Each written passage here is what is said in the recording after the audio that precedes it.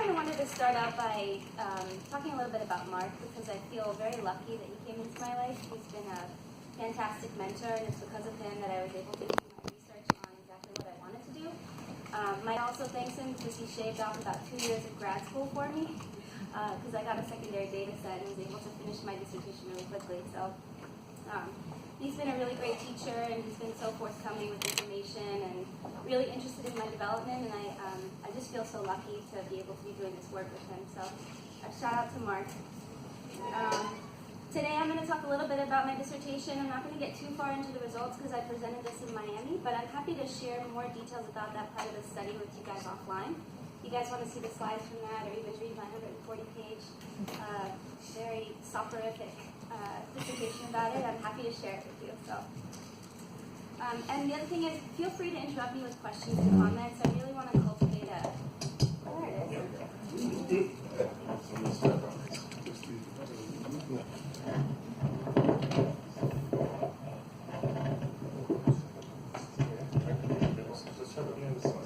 is. The volume is up. How's that? Yes! Now, can you tuck that in your pocket? I don't have a pocket, but I can just hold it. Tuck it in your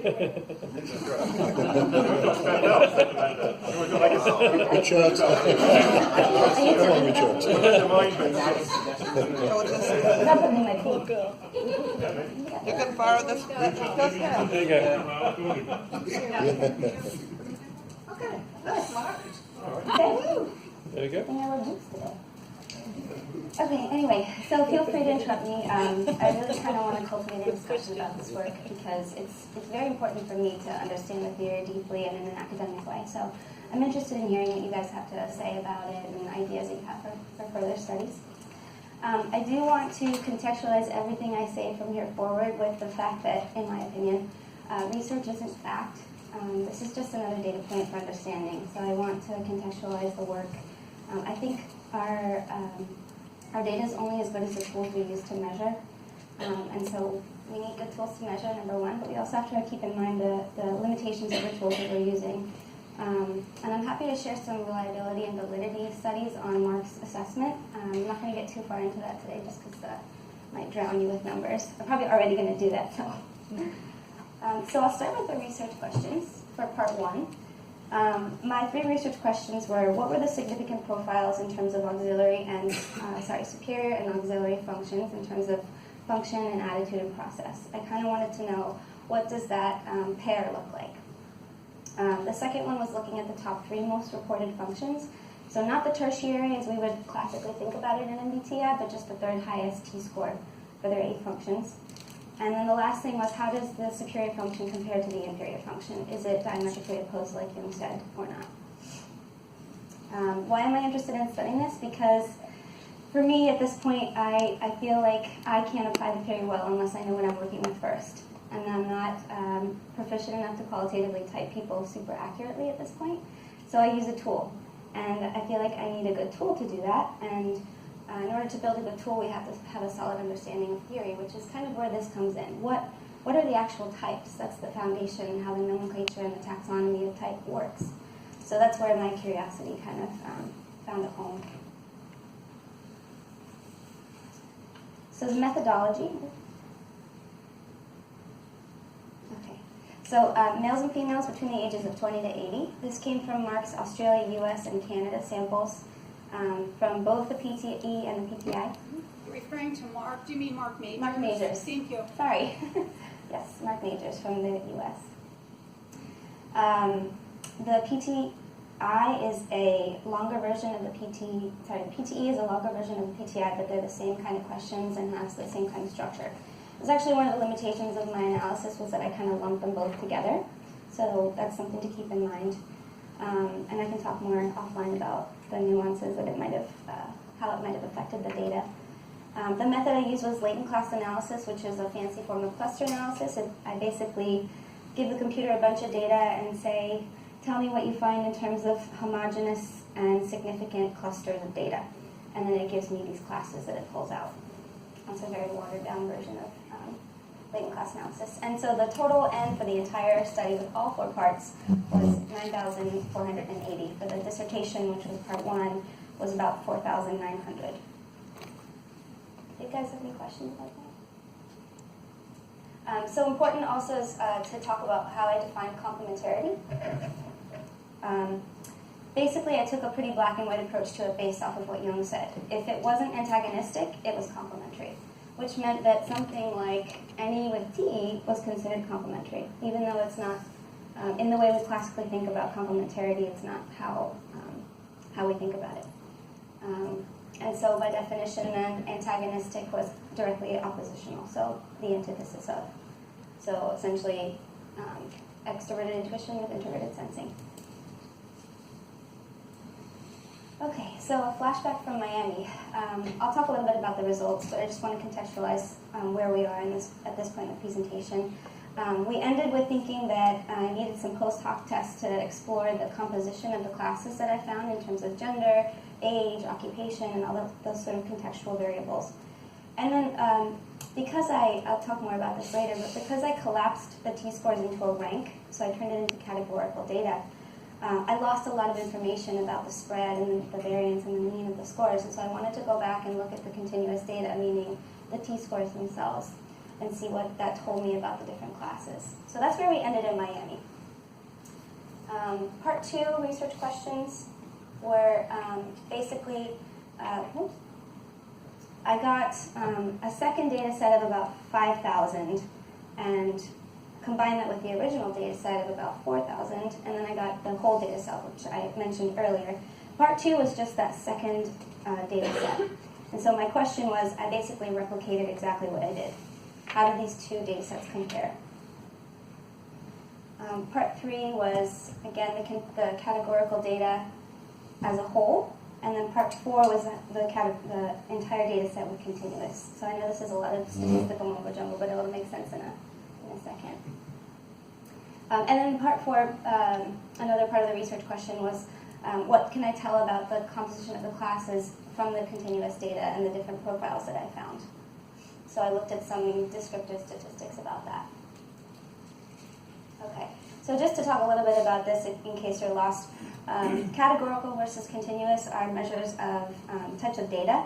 When the data is ranked, it's basically, so we had a spread of 8 scores, and maybe we had like 75, 65, 55, 45, 35, and so on. I turned them into ranks, so number 1. And those were scores for each of the functions and their attitudes, right? Yes, So exactly. the 8 function-attitude combos? Yes, intensivert, extrovert sensing, extrovert intuiting, and so on. And so I basically got 1 through 8, 8 being the highest score of the set, and 1 being the lowest. By definition, you lose a lot of the richness of the data when you do that, and so one of the things I wanted to do this time around was to go back and put it into the continuous scores, which was 75, 65, 55. Does that make sense? Yeah. Good. Okay. All right, so this is just to sort of help orient you to the different parts of the study because it's a bit complicated. Again, part 1 was my dissertation study with the N of about 4,600. Part 2 was that new half of about 5,200. Part 2 was part 1 and 2 put together in the categorical data, and then part 4 was that same combined data set but in continuous form. Make sense?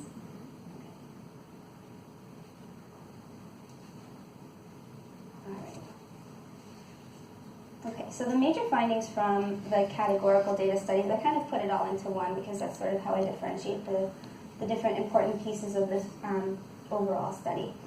90% of the time we had a rational and an irrational, so I'm using Jung's original language, in the superior and the auxiliary position, which I think is pretty interesting because that supports what Jung said, right? And then another interesting finding was that I found that the superior and the auxiliary, even though they were different processes, could be the same in attitudes. So we could have extroverted sensing with extroverted feeling. We found that as a common profile.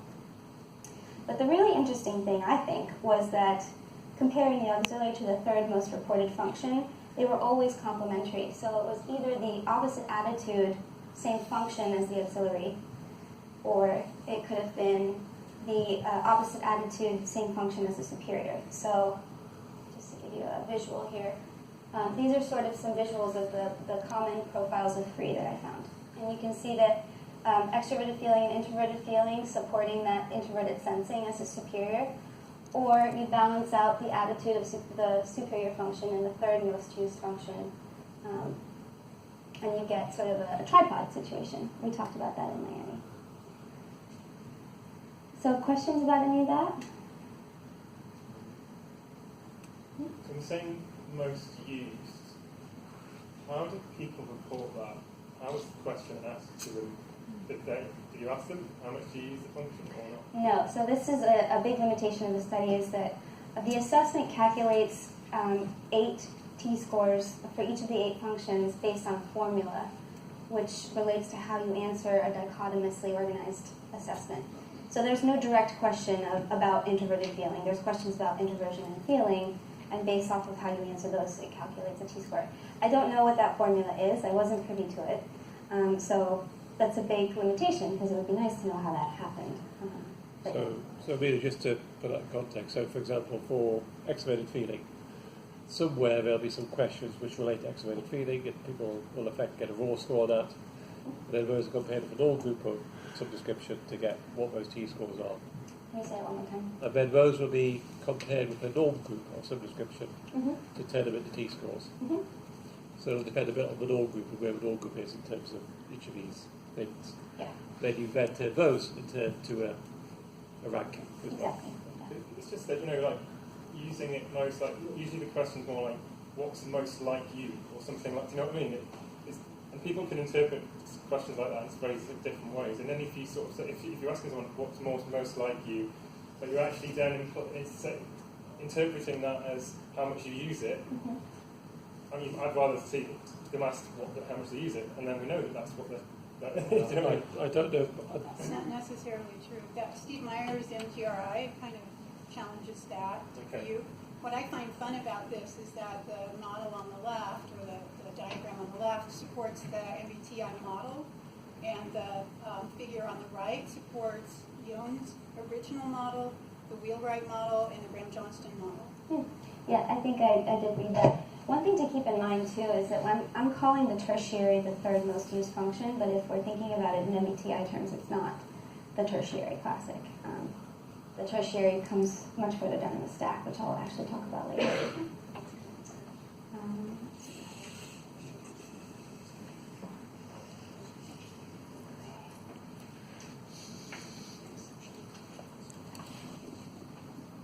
I did want to mention that I did get some funny odd groups where I had essentially 3 discrete functions, meaning sensing, feeling, and thinking in those top 3. It made up about 10 to 15% of the data, which I thought was interesting, and it was contextualized a little bit further when I did my follow-up study, so I'll talk more about that later on. Okay. So part 4, the continuous data study. This is where I think things got really interesting. I wanted to flash up, I know this is a lot of numbers, so I'm going to give you some time to look at it. But basically what this is showing, the top graph is the resulting classes for the extroverted feeling group. I got 3 classes. You'll notice that class 1 is disproportionately larger than the rest. And then it gives you the T-scores for each of the 8 functions, with the caveat that extroverted feeling is eliminated, because in order to separate out the subgroups, I essentially controlled for the highest T-score function. So that's not, in terms of the calculation of the mean and standard deviation, it's not a part of that spread. But nevertheless, it shows some really interesting information. And what you'll notice is that class 1 and class 2 are exactly the same profile, but they're composed of different types of scores. The mean is lower for class 1 than it is for class 2, and the standard deviation, meaning the range and the variance in the scores, is also higher. So the reason why this is important is because you've got somebody who's responding, maybe got a T-score of 40 on all 8 functions versus maybe the next person who has a highest score of 80 and a lower score of 20. They're very different. They're the same profile, but very different people, right? And so this obviously has implications for assessment and development and all the different, ways that we actually apply the theory. And then the second graph here is showing the top 3 most used functions, which you've seen before in the diagram. But the bottom two pieces show the inferior function, which supports Jung's theory once again very strongly.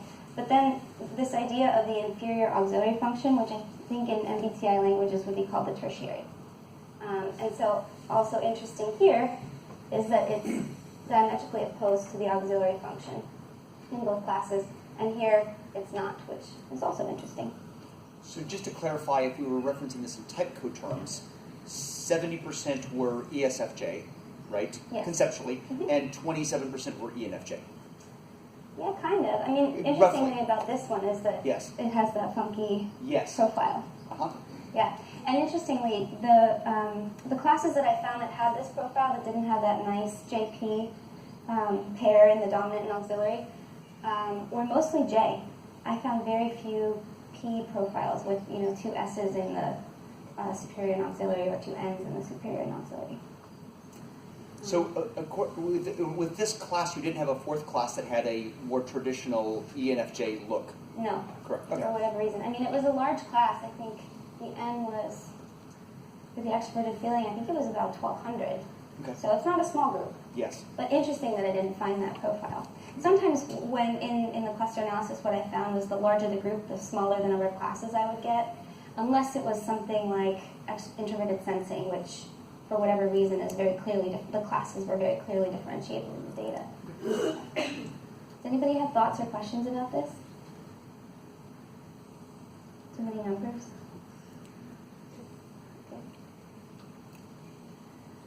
Okay, so here are the big findings from the continuous part of the study. The most common profiles, so I expanded it to look at the top four. Most common profiles tended to have a dominant in both attitudes, so, well, that doesn't show it, but SI is the dominant or the superior function, and then maybe SE in the third most used or the fourth most used, but then two opposing functions in the same attitude. What I wrote there, I think that's an error. It should be NE. There's something wrong with that, so ignore that. But yeah, a dominant in both attitudes, somewhere in that stack of four, and two opposing functions like T or F in the same attitude. So maybe SI, FI, SE, and TI was a very common profile. I was expecting that I would get two functions, so S and N, in both attitudes. But that's not what I found, actually. I found much more commonly that it was the dominant function in both attitudes and then two functions in the same process, but in the same attitude, which I thought was very interesting. And I think that might have something to do with the mean age of my sample. We've been talking about this a couple days now, but and I've been saying at about 40 or 50, we're at our peak development, we're functioning pretty well. We've got two functions and we can do them in both attitudes and everything's looking pretty good. I think that actually happens a bit later in life. I think at around 40 we get something more like this, which is you've got one very nicely differentiated dominant function and then a supporting auxiliary function in both attitudes. And for all intents and purposes, it's working pretty well for you. And then maybe later in life, if I had a sample that the mean age was closer to 50, 60, 70, maybe I would see that nice cross profile that I was hoping to find but didn't. As far as the profiles, it was very similar to the categorical data, but again, because I decollapsed the ranked data and put it back into the continuous, I found the same profiles, but with different numbers, different amplitudes in terms of how they were using their functions. And then again, here, in 90% of the classes, the inferior function had a complementary auxiliary function, and also the superior was almost always opposed to the inferior. I asked Mark if that was an artifact of the way that the formula is set up, and his answer was yes and no. Part of it is that the more you answer in one direction, the less you score in the other, but the other part of it was that I did find in at least 10% of the classes that they weren't antagonistic, which I thought was interesting. Okay, some overall themes. Okay, so largely speaking, results show that the superior and auxiliary tends to be balanced in process. So one J function, one P function, and then the auxiliary and tertiary tends to be balanced in attitude. That was true in about 70% of the classes that I found in part 1. So that SI with TE and TI, nice little tricycle. What I found in the second part of the study is that after those top 3 functions are developed, the data gets less clear about the patterns, and that could have, again, to do with test sensitivity or maybe the mean age of the sample. But one thing is very clear, which is that the superior and the inferior bookend are typological development. So what happens in between has a ton of variance, but we know for sure that, if you're doing your dominant function, we know what your inferior function is for sure. And according to the data that I found, there are lots of different developmental pathways. Part of the reason why I feel like those classes weren't more present in the analysis was because, if you think about it, once you get past, you've got your superior and your auxiliary pair, and you add in a third, and you add in a fourth, the number of possible directions you could go in exponentially increases. So, we could have a ton of variance, and, our numbers just aren't big enough, or our tests are not sensitive to pick it up. It also begs the question, how specific and nuanced do we need to be in our understanding of type? Do we need to understand all these different developmental trajectories, or can we understand enough about, the development of your superior and your auxiliary and maybe your tertiary, and well enough to help somebody be healthy? So here are some examples of some developmental pathways. What's listed on top is sort of the progression of function development. Obviously, I've listed it in a linear way. I don't think that's actually how it happens. But it's interesting to kind of plot it out. This would be somebody who fluctuates back and forth from developing J and P functions, alternating back and forth. I picked 8 just because 8 makes me happy. And then another example here of somebody who probably does 2 J functions and then 2 P functions and then 2 J functions, so there's less of a tighter sine wave there. But aside from environmental stressors and factors and the things that happen in life and your work and the person you choose to partner with, what are your thoughts about what bridges the development between these functions? I mean, in some cases you can see that the attitude bridges the function. In some other cases you can see that the process bridges the function. I say develop a J and a J function and then links it with the attitude for the next jump. But what are your thoughts about how that happens? Or anecdotal evidence from how it happens in your practice?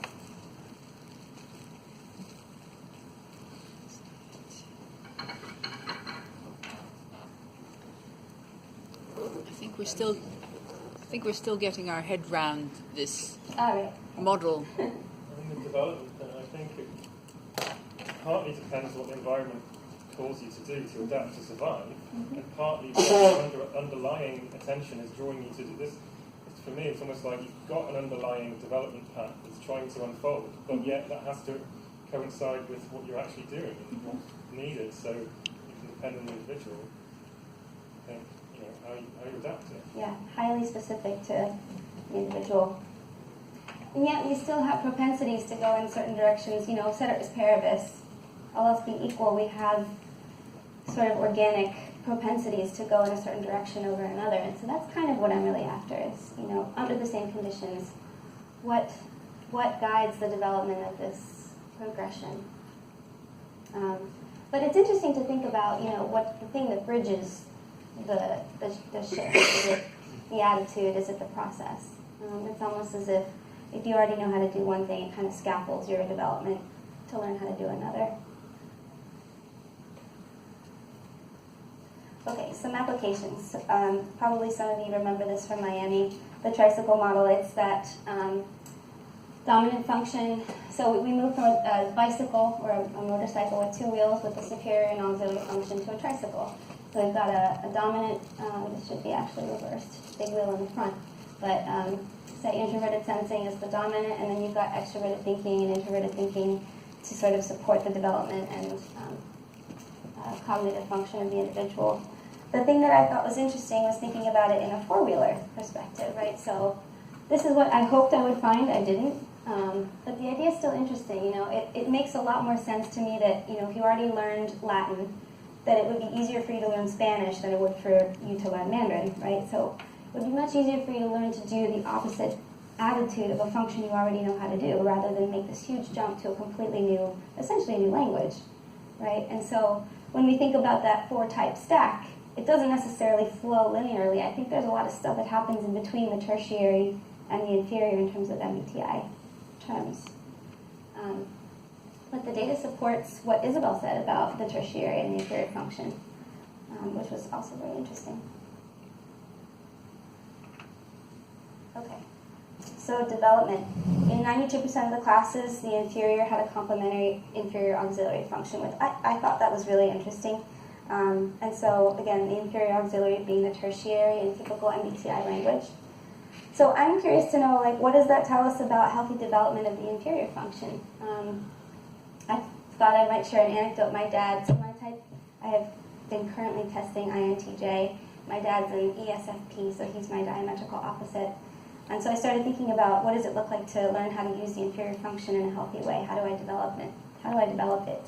And I don't think it can be sort of decontextualized. It happens in the context of its auxiliary function, just like the superior functions in the context of the auxiliary as well.